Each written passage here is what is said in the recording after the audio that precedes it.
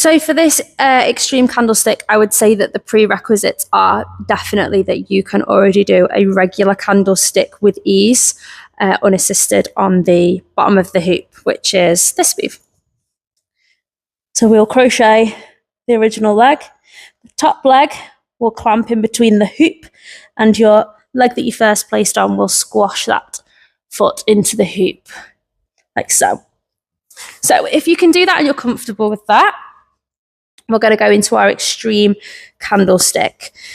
So we'll sink down into trash can, toes into owl, and then we're going to reach the hands nice and high onto the strap, standing up, then slide the right hand to full extension and the left hand to full extension onto the bottom of the hoop with a thumb down grip.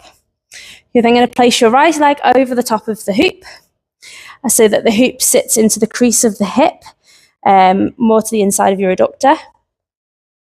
From here, you're going to wrap your left leg around the hoop. So all the pressure you will feel will be on the outside of your right ankle. At the same time as doing that, you're going to lift the hoop in front of you with your leg and allow your hand to slide down the hoop. So it's that action coming from my hip, okay? Once my hand and my leg are completely straight and roughly in line with each other, I'm going to continue to press with my leg, and I'm going to push down into the strap to try and get my legs to meet. As I do that, my left leg is going to thread through to the top of the strap. Outside of the ankle touches, I'm lowering down, flexing both of my feet, and I feel like I'm turning my right leg out a bit like a duck. I'm using my left hand to pull that hoop down so that my ankles meet. From here, I'm squeezing my legs and keeping my feet flexed so that I can extend into my extreme candlestick. Left hand replaces, and I'm going to grab the hoop where there's a gap. The gap for me is slightly under my knee. I'm then going to lift my right hand back into the original position, which is by the outside of my ankle. My left hand is going to replace to where it was at full extension.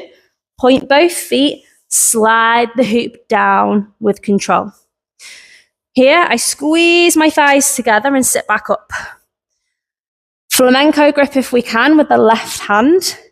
Slide the right arm through and reach down.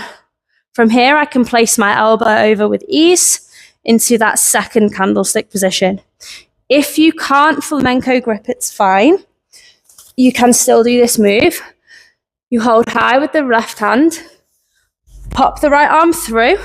At this point, you will need to pop your left ear onto the hoop, reach up high with the right arm so that you can then put that flamenco grip on, but you haven't got any load going through. So as soon as you lean down, your shoulder will feel fine.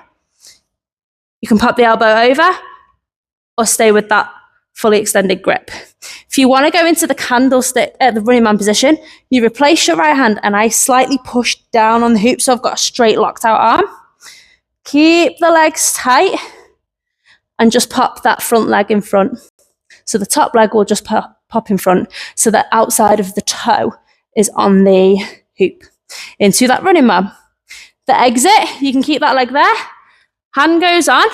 As the legs start to come undone, you'll still squeeze the thighs together.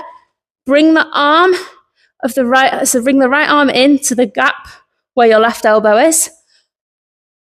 Untangle your legs and the hoop will rotate. And then all you need to do is recatch your feet on.